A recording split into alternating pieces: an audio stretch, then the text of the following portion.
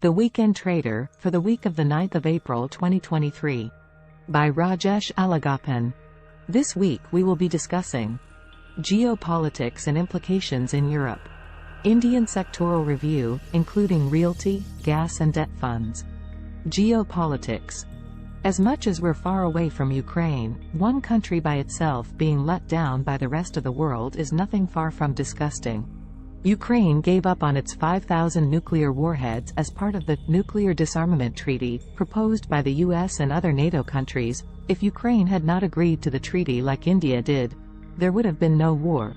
But it's too late for that realization. But not too late to comprehend. All this trouble started when Zelensky took over power in Ukraine. He allied with NATO and went against a KGB. No one goes against a KGB, ask Hillary. The KGB was shut down, cause even the then newly formed Russian Federation feared the Soviet-era KGB, who were mocked as soulless.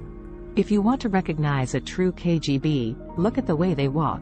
Their left hand has a much longer sway than the right, as they always held a weapon in the right and marched with the left.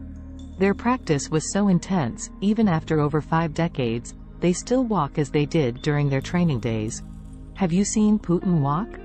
Doctrines are in the blood, not in the book of law.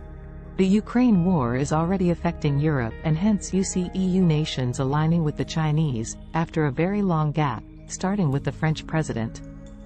So it would be in Ukraine's best interest to give Zelensky a rightful hero's exit and choose a leader who can make peace with Putin and bring balance to the region sooner than later.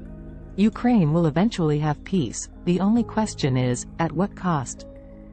If Zelensky leaves sooner, it will be in Ukraine's favor, but blood is thicker than water, and emotion clouds intelligence. May better judgments prevail. Realty stocks. It seems the Delhi NCR region is turning into a gold mine.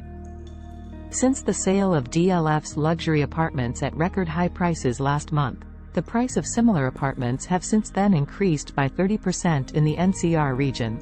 And if you go to Bengaluru, these days the city is seeing a huge influx of Delhiites and has witnessed doubling of rents in some parts of the city.